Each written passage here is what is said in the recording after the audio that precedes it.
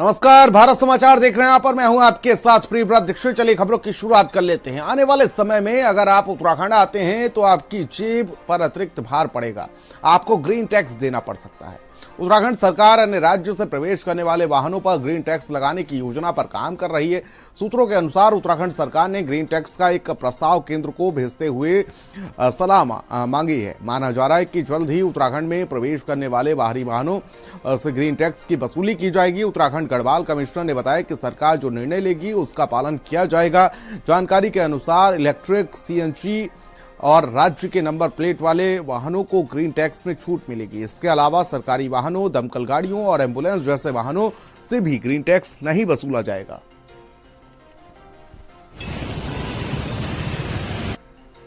उत्तराखंड में पॉपुलेशन तो 1 करोड़ 20-25 लाख के आसपास है, लेकिन हम हर साल 10 करोड़ से आसपास के लोगों को कैटर करते हैं यहाँ पर। चाहे वो कांवड़ यात्रा में 3-4 करोड़ लोग आते हैं, वो 4 धाम यात्रा में, टूरिस्ट सीजन में जिस तरह से वीकेंड्स में फुटफॉल होता है, तो हम लोगों की शुरू से ये डिमांड रही है कि इसका ग्रीन बोनस हमको मिलना चाहिए, क्योंकि हम लोग डेवलपमेंट के फ्रंट पर कई जगहों पर फॉरेस्ट की क्लियरेंसेज नहीं मिलती है। हमारे उद्योग धंधे नीचे के 3 जिलों में सीमित रह गए हैं। तो ये मेजर पॉलिसी डिसीजन है और इसमें हमारे ख्याल में सरकार जरूर जो निर्णय लेगी हम लोग उसका पालन करें।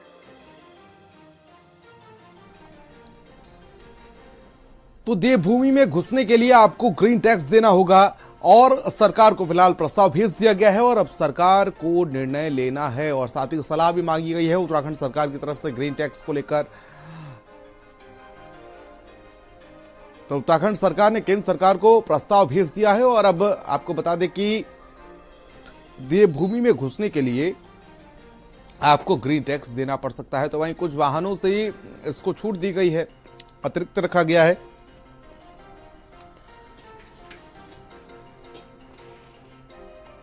और आलोक सेमवाल हमारे सहयोगी हमारे साथ लाइव जुड़ चुके हैं। आलोक, क्या अपडेट जानकारी मिल पा रही है? अब उत्तराखंड में अगर आप वादियों का नज़ारा लेंगे, साथ ही साथ आप धार्मिक यात्रा पर होंगे, तो कहीं ना कहीं आपकी यात्रा जो है वो महंगी हो सकती है। ग्रीन टैक्स के रूप में ये वसूली की जाएगी।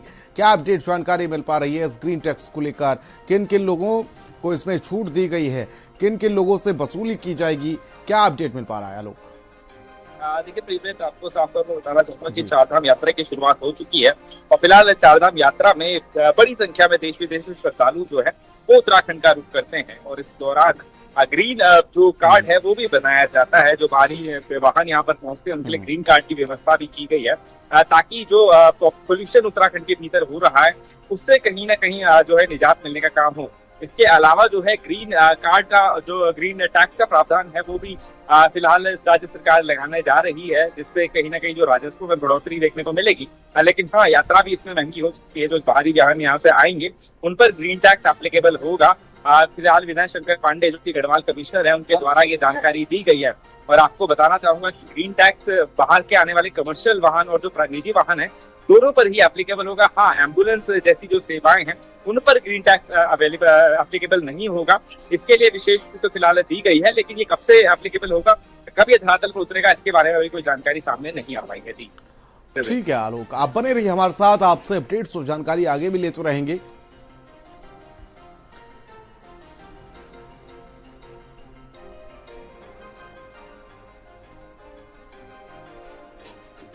तो देखिए, प्रस्ताव फिलहाल केंद्र सरकार को भेज दिया गया है और अब सलाह मांगी गई है। चलिए खबरों में आगे बढ़ेंगे और बद्रीनाथ मंदिर को फूलों से सजाने की तैयारी शुरू कर दी गई। आदि गुरु शंकराचार्य जी की गद्दी धाम पहुंची है, जहां पर कल सुबह 6 बजे खुलेंगे बद्रीनाथ धाम के कपाट। और साथ ही साथ आपको बता दें कि आदि गुरु शंकराचार्य की गद्दी धाम पहुंची है और साथ ही कल यानी कि 4 मई को धाम के कपाट खुलेंगे। 6 बजे सुबह का वो वक्त जब धाम के कपाट खुलेंगे। आलोक हमारे सहयोगी लगातार हमारे साथ बने हुए हैं और देखिए आलोक, अब जो चौथा धाम है, यहाँ तक अगर अभी तक बात की जाए तो गंगोत्री, यमुनोत्री, केदारनाथ के धाम तो खुल चुके हैं, अब बद्रीनाथ के धाम जो है वो खुलना बाकी हैं। क्या तैयारी की गई है सरकार की तरफ से, क्या अपडेट जानकारी मिल पा रही है? देखिए 30 अप्रैल से जो है चारधाम यात्रा की शुरुआत हो चुकी थी। गंगोत्री और यमुनोत्री के कपाट 30 अप्रैल को खोले गए थे। उसके बाद 2 तारीख को केदारनाथ के और अब कल यानी कि 4 तारीख को बद्रीनाथ के कपाट खोले जाने हैं। जहां तक तैयारियों का सवाल है तो 80 क्विंटल फूलों से जो है बद्रीनाथ मंदिर परिसर को सजाया गया है। जो श्रद्धालु वहां पर पहुंचेंगे, जो यात्री पहुंचेंगे, उनके रहने की व्यवस्था भी राजस्व प्रशासन की ओर से की गई। साथ ही आपको बताना चाहूंगा कि जो सुरक्षा व्यवस्था के दृष्टिगत भी पुख्ता इंतजाम वहां पर किए गए हैं। यात्रियों को किसी प्रकार की परेशानी ना हो, इसके लिए भी पुख्ता इंतजाम किए गए। हर तरह की तैयारी यहाँ पर की गई है। पुलिस फोर्स की तैनाती वहां पर की गई है सुरक्षा व्यवस्था के दृष्टिगत, और जो होल्डिंग पॉइंट्स हैं उन पर भी जो कर्मचारी हैं उनकी तैनाती की गई है, ताकि यदि किसी को ऑफलाइन माध्यम से रजिस्ट्रेशन करवाना हो तो वहां पे करवाया जा सके। यहाँ तक रजिस्ट्रेशन का सवाल है, 60% ऑनलाइन और 40% ऑफलाइन रजिस्टर होना है। तो फिलहाल ऑफलाइन रजिस्ट्रेशन में भी होड़ देखने को मिल रही है। लगातार लोग पहुंच रहे हैं और अपना ऑफलाइन पंजीकरण करवाने का काम कर रहे हैं। कल जब चारधाम यात्रा का आखिरी बद्रीनाथ के कपाट खोले जाएंगे तो औपचारिक चारधाम यात्रा की शुरुआत हो जाएगी, और उसके बाद से यात्रियों के आने का सिलसिला जो है उत्तराखंड में बरकरार रहेगा। बहुत शुक्रिया आलोक हमारे साथ जुड़ने के लिए आपका। और केदारनाथ धाम के कपाट खुल गए हैं। बड़ी संख्या में श्रद्धालु दर्शन करने के लिए धाम में पहुंच रहे हैं। तो वहीं केदारनाथ मंदिर समिति और केदारनाथ तीर्थ पुरोहित समाज की उपस्थिति में बाबा भंकुट भैरवनाथ के कपाट भी इस यात्रा काल के लिए खोल दिए गए हैं। सबसे पर तीर्थ पुरोहितों पुजारीगणों ने भैरवनाथ जी की पूजा अर्चना संपन्न की है, तो वहीं जनमानस के कल्याण की कामना की है। इस दौरान बड़ी संख्या में तीर्थ यात्री भी मौजूद हैं।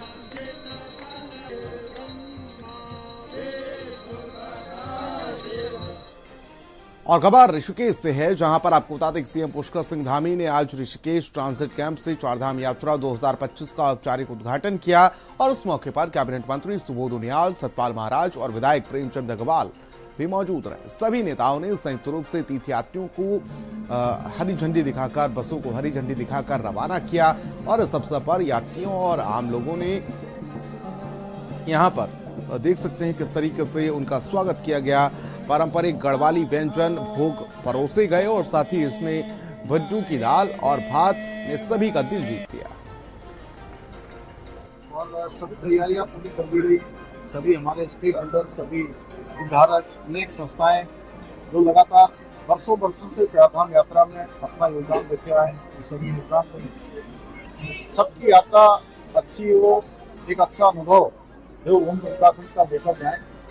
सबकी सुरक्षा हमारे लिए सर्वोच्च प्राथमिकता है, उसको ध्यान में रखकर सभी व्यवस्थाएं सुनिश्चित हुई। स्टेशन की व्यवस्था है, यातायात की व्यवस्था है, हमारा पुलिस विभाग, अन्य विभाग, पर्यटन विभाग, जितने भी विभाग हमारा इस यात्रा में अपना योगदान देते हैं, सभी मिलजुल कर अच्छा काम कर रहे हैं। और अभी तक 20 अप्रैल से यात्रा प्रारंभ हुई, अभी तक यात्रा बहुत अच्छी चल रही है, और आगे की बहुत अच्छी हमारे धामों की कृपा से अच्छी यात्रा चलेगी। और मुख्यमंत्री पुष्कर सिंह धामी आज हरिद्वार के दौरे पर थे, जहां उन्होंने देव संस्कृति विश्वविद्यालय में यूसीसी को लेकर आयोजित परिचर्चा में प्रतिभाग किया। वहीं इस दौरान सीएम धामी ने मीडिया से बात करते हुए कहा कि यूसीसी को लेकर बहुत सी भ्रांतियां फैलाई जा रही हैं। साथ ही उन्होंने यूसीसी में रजिस्ट्रेशन पर मूल निवास मिलने की बात को पूरी तरह से निराधार बताया है।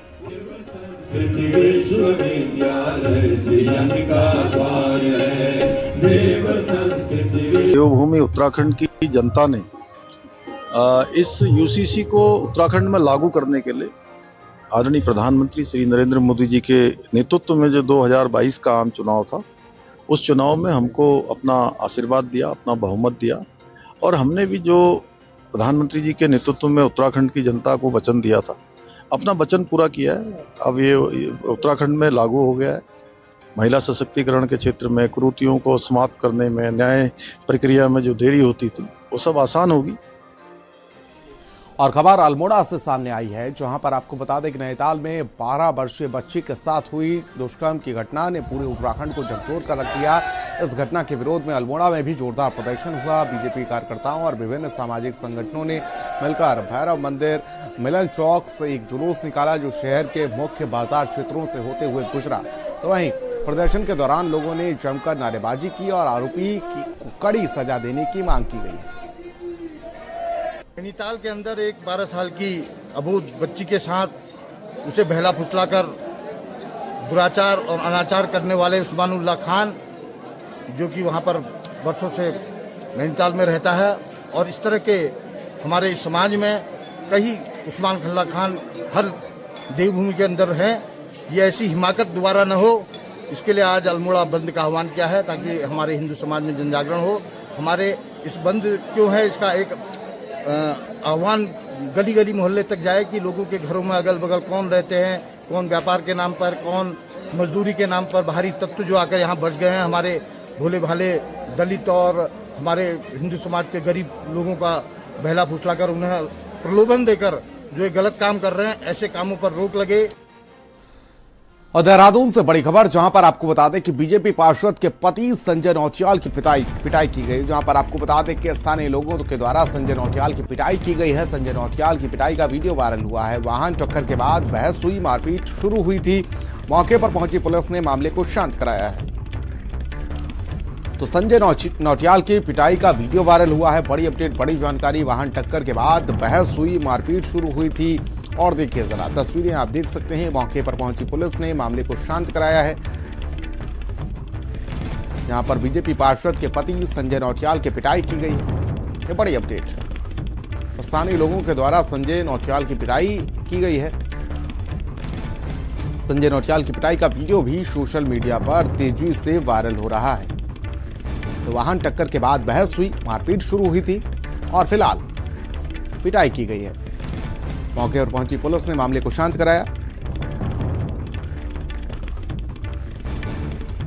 तो बीजेपी पार्षद के पति संजय नौटियाल की पिटाई की गई, जहां पर स्थानीय लोगों द्वारा संजय नौटियाल की पिटाई की गई है। और साथ ही साथ आपको बता दें कि संजय नौटियाल की पिटाई का वीडियो भी सोशल मीडिया पर तेजी से वायरल हो रहा है। जहां पर देखिए वाहन की टक्कर हुई और टक्कर के बाद बहस हुई और उसके बाद लोगों का गुस्सा जो है वो टूट पड़ा। मौके पर पहुंची पुलिस ने पूरे मामले को शांत कराया। देखिए जरा, बीजेपी पार्षद के पति संजय नौटियाल की पिटाई का ये वीडियो सोशल मीडिया पर तेजी से वायरल हो रहा है।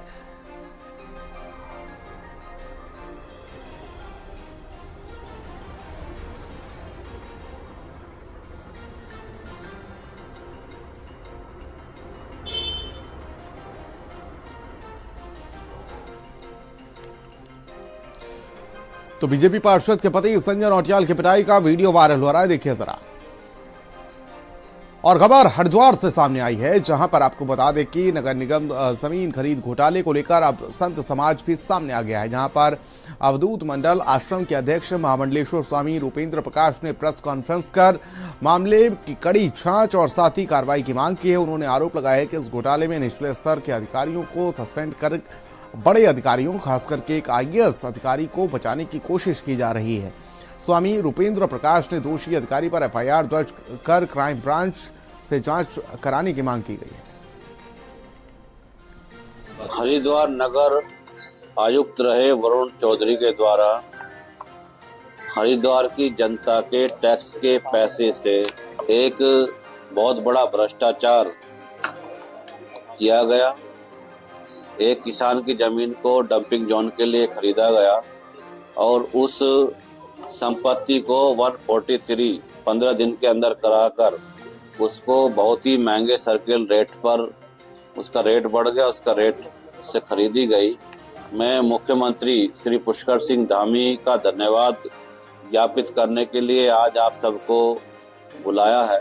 त्वरित कार्रवाई करते हुए एक जांच समिति बनाई है, एक अधिकारी को जांच दी है। मैं उनका आभार और धन्यवाद व्यक्त करता हूं। और खबर देहरादून से, जहां पर केंद्र सरकार द्वारा जातिगत जनगणना के फैसले का उत्तराखंड बीजेपी ने स्वागत किया है और इसे आजाद भारत का ऐतिहासिक कदम बताया गया है। प्रदेश महामंत्री आदित्य कोठारी ने कहा कि लंबे समय से दलित, वंचित और साथ ही पिछड़े समाज के लिए इस तरह की जनगणना की आवश्यकता थी, महसूस की जा रही थी, लेकिन पूर्ववर्ती सरकारों ने इसे नजरअंदाज किया। मोदी सरकार ने 2026 में इसे कराने का विचार किया है। देखिए, देश में जातिगत जनगणना पहले भी हुई है और 1931 से पहले जब ब्रिटिश काल था तब देश में जातिगत जनगणना होती थी और कांग्रेस के समय में भी जातिगत जनगणना हुई थी, लेकिन उसके आंकड़े पब्लिश नहीं किए थे। और देश काल की परिस्थिति के अनुसार जो समाज के पिछड़ा वर्ग है, वंचित वर्ग है, उसको विकास का पूरा लाभ मिल सके, देश के संसाधनों का पूरा लाभ मिल सके, इसको आवश्यक समझते हुए देश के प्रधानमंत्री आदरणीय नरेंद्र मोदी जी ने, हमारी केंद्र की सरकार ने इसकी आवश्यकता महसूस की है। देहरादून से बड़ी खबर, जहां पर आपको बता दें कि सीएम पुष्कर सिंह धामी का बड़ा बयान सामने आया। अपराधी किसी कीमत पर बर्दाश्त नहीं किया जाएगा। देवभूमि में अपराधियों को बख्शा नहीं जाएगा। नैनीताल उधम सिंह नगर घटनाओं को लेकर बैठक की गई। हाई लेवल मीटिंग में सीएम ने कड़ी कार्रवाई के निर्देश दिए हैं। तो वहीं नैनीताल में पीड़ित को सुरक्षा मुहैया कराएं और सरकार पीड़िता के साथ खड़ी है, ये कहा है उन्होंने।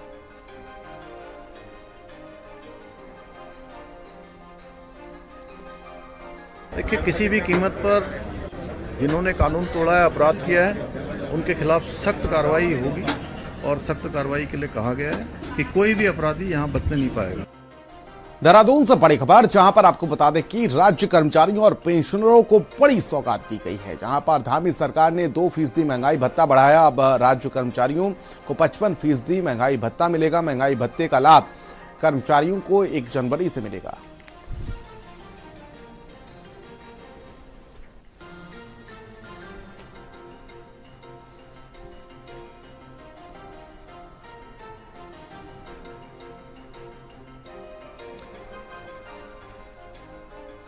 तो सितारगंज क्षेत्र के ग्राम नकजपुरा समेत कई गांव के किसानों ने बैगुल जलाशय के अपर बैगुल में छोड़े गए पानी से हो रही दिक्कतों को लेकर सितारगंज उप जिलाधिकारी और अधिशासी अभियंता सिंचाई खंड के संयुक्त रूप से एक शिकायती पत्र सौंपा है। जल्द से जल्द बैगुल फीडर में छोड़े गए पानी को रोकने की मांग की गई है। अपनी को ज्ञापन दिया। उस ज्ञापन में हमारा सबसे जो मेन रूप से प्रावधान है वो ये है कि जो अनावश्यक रूप से पानी छोड़ा जा रहा है, जिसकी अभी जरूरत नहीं है पानी की, हमें पानी की जरूरत पड़ेगी या धान की बुआई होती है। तो पिछले 2 सालों से ऐसा ही लगातार नहर के अधिशासी अधिकारी हैं लगातार पानी छोड़ दे रहे हैं, जिससे किसान इतने ज्यादा परेशान हो रहे हैं कि धान की फसल लगातार बुआई के टाइम खराब होती जा रही है। सर, मांग यही है कि अभी हमें कोई आवश्यकता नहीं है, किसी किसान को पानी की आवश्यकता नहीं है। अगले महीने से आवश्यकता है, जब से धान की बुआई वगैरह शुरू होगी। इन्होंने बेमौसमी पानी इतना छोड़ रखा है कि नहरों में खेत तक नहीं जुत रहे, ओवरफ्लो हो रही है नहरें, और मच्छी के चक्कर में सबको परेशान कर रहे हैं। तो पौड़ी में जिला कार्यालय सभागार में जिलाधिकारी डॉक्टर आशीष चौहान की अध्यक्षता में जिला योजना की वित्तीय वर्ष 2025-26 की पहली बैठक आयोजित हुई। बैठक में विभिन्न विभागों द्वारा वित्तीय वर्ष के लिए प्रस्तुत किए गए प्रस्तावों पर बिंदुवार चर्चा की गई। जिलाधिकारी ने सभी अधिकारियों को स्पष्ट निर्देश दिए कि योजनाएं ऐसी हों जो सीधे तौर पर जनता को लाभ पहुंचाएं और उनकी वर्तमान आवश्यकताओं को ध्यान में रखकर बनाई जाएं। जो शासन के निर्देश हैं उस क्रम में जल्दी से जल्दी जिला योजना को जो पास करवाया जाना है, तो उसमें आउटले फाइनलाइज किए जाने के लिए बैठक की गई थी। और उसमें जो हमारा बजटरी साइज है वो 119.99 करोड़ का पिछली बार पे रखा गया।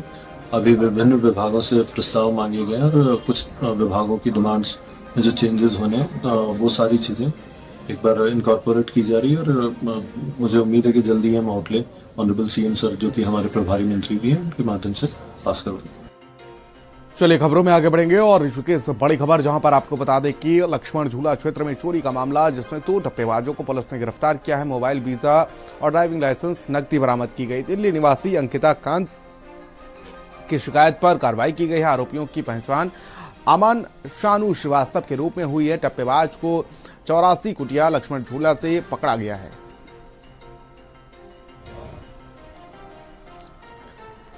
और खबर जनपद उधम सिंह नगर के तराई पश्चिम वन विभाग की पतरामपुर रेंज से है, जहां पर तीर्थनगर बीट के जंगल में 2 दिन पहले एक नन्हा बाघ अपनी मां से बिछड़ गया।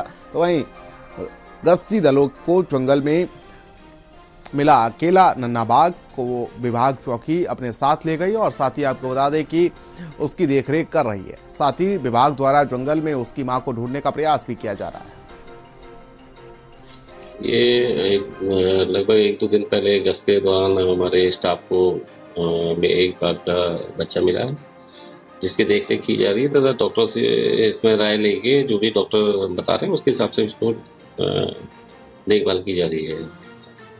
तो हमारा पूरा प्रयास है कि वहाँ पर हमने उस एरिया में कैमरा ट्रैप लगा के, जिससे उसकी साइटिंग अगर माँ उस एरिया में आए तो पता चल जाए, तथा उसका जो डॉक्टर द्वारा दिए जा रहे हैं बताए गए हैं उसके अनुसार उसका ट्रीटमेंट किया, खान-पान का देखरेख की जा रही है।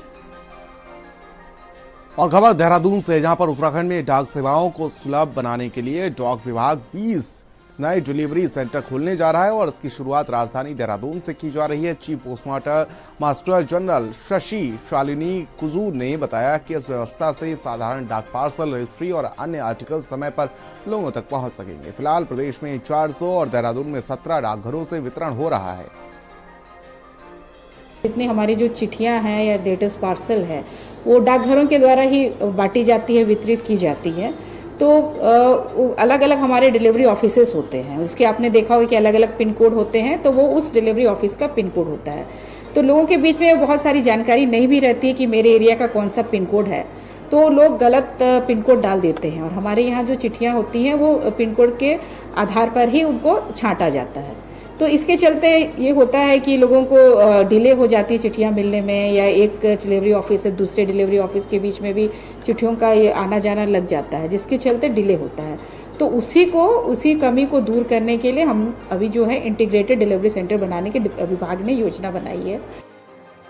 देहरादून से बड़ी अपडेट, जहां पर आपको बता दें कि चारधाम यात्रा को लेकर भारी उत्साह देखने को मिल रहा है। अब तक अगर बात की जाए तो 9,895 लोगों ने ऑफलाइन रजिस्ट्रेशन कराया है, 23 लाख से अधिक लोगों ने ऑनलाइन पंजीकरण कराया है। केदारनाथ के लिए अगर बात की जाए तो 7,92,312 लोगों ने रजिस्ट्रेशन कराया है। बद्रीनाथ के लिए 7,11,434 श्रद्धालुओं ने पंजीकरण कराया है। तो वहीं गंगोत्री धाम के लिए 4,19,180 लोगों ने पंजीकरण कराया है और यमुनोत्री धाम के लिए 3,84,052 लोगों ने पंजीकरण कराया है।